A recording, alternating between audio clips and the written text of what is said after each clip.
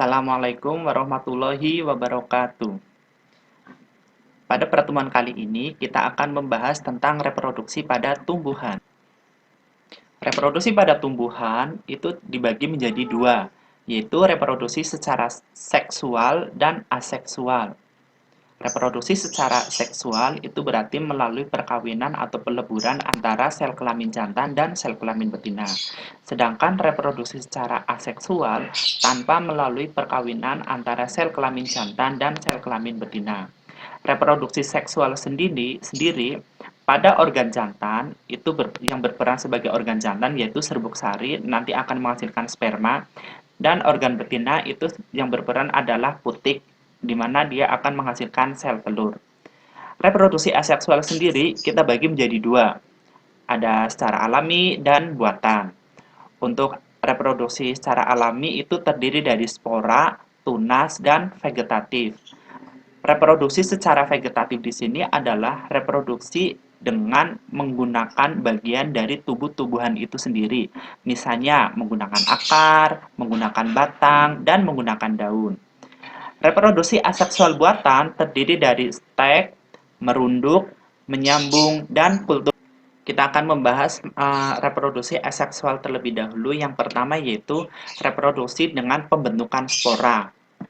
Reproduksi aseksual dengan pembentukan spora. Pembentukan spora di sini merupakan metode reproduksi yang biasa dijumpai pada tanaman yang tidak menghasilkan bunga atau tanaman tidak berbiji. Contohnya seperti gambar berikut, ada jamur, ada lumut, ada bakteri, dan ada pakis. Reproduksi aseksual yang kedua yaitu tunas. Contohnya, tanaman yang menggunakan reproduksi aseksual dengan tunas seperti pohon pisang, tebu, pakis haji, dan tunas terbentuk pada bagian batang yang memiliki calon tunas. Pertumbuhan tunas sendiri itu bisa terjadi ketika cadangan makanan yang didukung oleh suhu, derajat keasaman dan kebahasaan atau pH, serta kelembapan terpenuhi sehingga akan terpenuhi dengan baik. Selanjutnya yaitu perbanyakan tanaman dengan menggunakan vegetatif. Kita mulai dari yang pertama yaitu vegetatif dengan akar. Vegetatif dengan akar itu dijumpai pada tanaman seperti berikut. Ada bunga dahlia, ada asparagus, dan ubi jalar. Ini adalah perbanyakan akar. Vegetatif dengan batang dapat dijumpai pada pohon pakis, kentang, gladiol, stroberi, kunyit, jahe, dan tebu. Untuk perbanyakan vegetatif dengan daun dapat dijumpai pada tanaman begonia dan cocor bebek. Jadi dengan cara memperbanyaknya itu ya, daun itu disobek atau dilepas atau dipetik dari pohonnya, kemudian ditancapkan pada media tanah atau media tanam. Begitu juga untuk cocor bebek. Kalau pada cocor bebek di sini, ketika diambil daunnya, diletakkan pada media tanah, itu pada bagian pinggir daunnya pada sela-selanya itu akan tumbuh individu baru. Nah, itu adalah perbanyakan reproduksi aseksual secara alami. Selanjutnya yaitu reproduksi aseksual secara buatan, misalnya pada stek batang. Stek batang ini sebenarnya paling banyak dijumpai dalam kehidupan sehari-hari, terutama di bidang pertanian ya. Di sini saya contohkan saja pada bunga mawar. Pada bunga mawar itu kita ambil batangnya, ketika batangnya ditancapkan itu pasti akan tumbuh tunas dan membentuk sebuah individu yang baru. Begitu juga pada tanaman bougainville dan tanaman kaktus. Selanjutnya yaitu stek akar. Stek akar di sini tuh dijumpai pada tanaman asam atau pohon asam dan jeruk lemon. Jadi di sini tuh akarnya yang digunakan. Ketika akarnya diambil terus ditanam pada media tanah, itu akan tumbuh individu baru. Dan yang selanjutnya yaitu perundukan. Perundukan itu apa sih? Perundukan itu dengan cara menanam bagian batang yang dekat dengan tanah, misalnya pada gambar ini, jadi batang itu yang dekat dengan tanah itu nanti akan ditimbun tanah, mungkin dijepit atau ditimbun dengan menggunakan batu. Nah, setelah ditimbun tanah, kemudian disiram, maka akan tumbuh tanaman baru. Nah, ini adalah sistem perundukan. Kalau perundukan itu biasanya dijumpai pada tanaman melati, stroberi, dan bougainville. Selanjutnya yaitu menyambung. Kalau menyambung yang harus kita perhatikan ya ada bagian atas dan bagian bawah. Misalnya pada bagian atas yang batang yang berhubungan dengan akar, berarti dia itu yang akan ditanam, itu bagian stoknya. Bawah itu stok. Sedangkan bagian yang akan disambung bagian pucuknya itu adalah skion. Jadi ada stok dan skion. Nah, cara penyambungannya seperti ini. Contohnya untuk penyambungan tanaman terjadi pada tanaman kamboja, mangga, jeruk, kelengkeng, dan bougainville. Teknik selanjutnya yaitu mencangkok.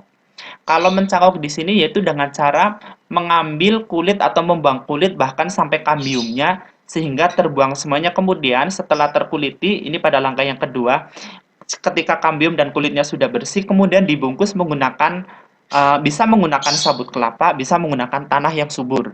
Nah, ini ada saya contohkan dua pencangkokan menggunakan sabut kelapa dan tanah. Yang pertama sabut kelapa itu nanti akan diikatkan pada bagian yang sudah disayat, kemudian diikat dengan kencang, dan yang satu itu pada bagian dengan menggunakan media tanah, kemudian dibungkus dengan plastik dan diikat kencang. Untuk tanaman yang digunakan dengan media mencangkok itu biasanya pada pohon mangga, jeruk, kelengkeng, dan jambu.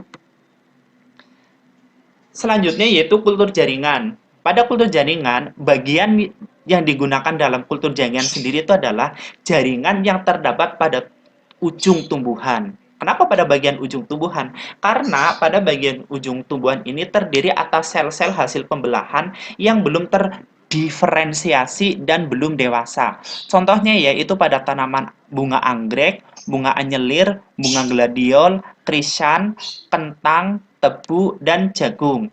Ya, ini Padi kasih contoh beberapa tanaman mungkin tidak asing bagi kalian. Ini adalah nama-nama bunga. Ada anyelir, bentuknya seperti ini. Bunga krisan, ini yang warnanya putih. Bunga gladiol.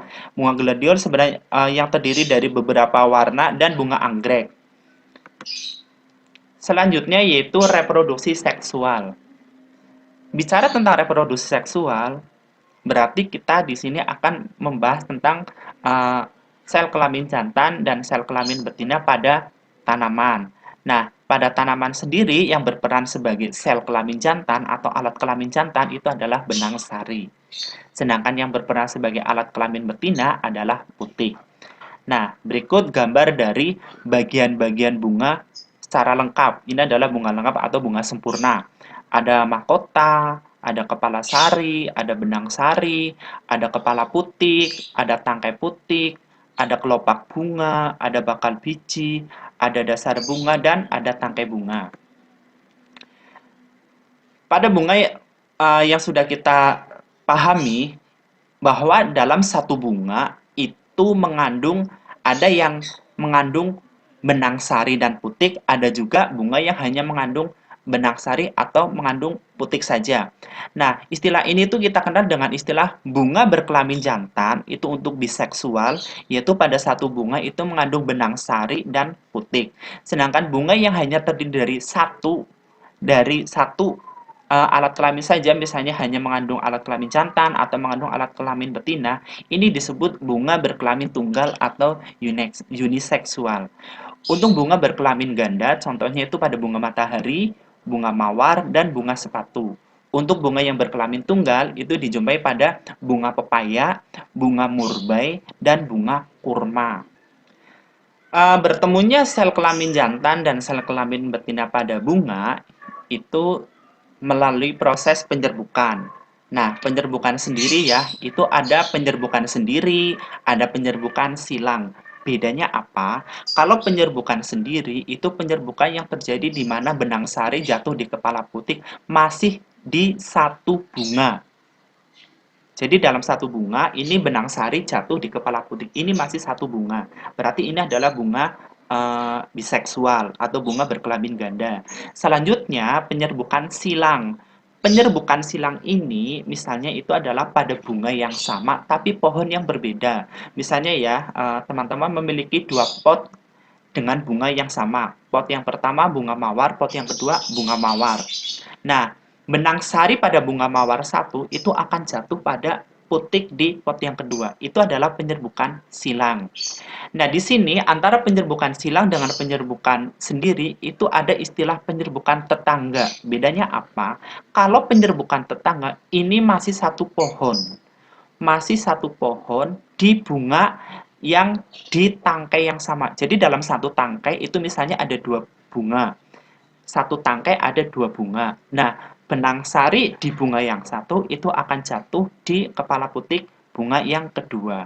Tapi masih dalam satu tangkai. Ini namanya penyerbukan tetangga. Nah, setelah terjadi penyerbukan, otomatis nanti akan bertumbuh berkembang menjadi embrio dan akan menjadi sebuah biji. Nah, di sini struktur biji sendiri itu kita kategorikan menjadi dua, yaitu struktur untuk biji dikotil dan struktur untuk biji monokotil. Kalau untuk dikotil misalnya pada struktur biji kacang dan untuk monokotil pada biji jagung. Ini adalah bagian-bagiannya. Selanjutnya, pada pertumbuhan biji, ketika akan membentuk sebuah individu baru, itu mengalami sebuah perkecambahan. Nah, bedanya apa? Nah, perkecambahan pada tanaman dikotil dan tanaman monokotil, itu kita perhatikan pada bijinya. Yang pertama, epigel. Epigel atau pada dikotil, dan yang kedua ada hipogel. Epigel itu pada bagian kotiledonnya ketika ditanam di dalam tanah, dia itu ketika tumbuh itu akan terangkat sampai ke atas permukaan tanah. Itu yang epigel. Kalau kalau hipogel itu pada bagian bijinya dia itu tetap di dalam tanah, tidak ikut terangkat ke atas. Bedanya di situ. Untuk bagian-bagiannya bisa diperhatikan pada gambar kedua ini, ada gambar epigel, tanaman epigel dan tanaman hipogel. Mungkin itu saja yang dapat saya sampaikan. Uh, Wassalamualaikum warahmatullahi wabarakatuh.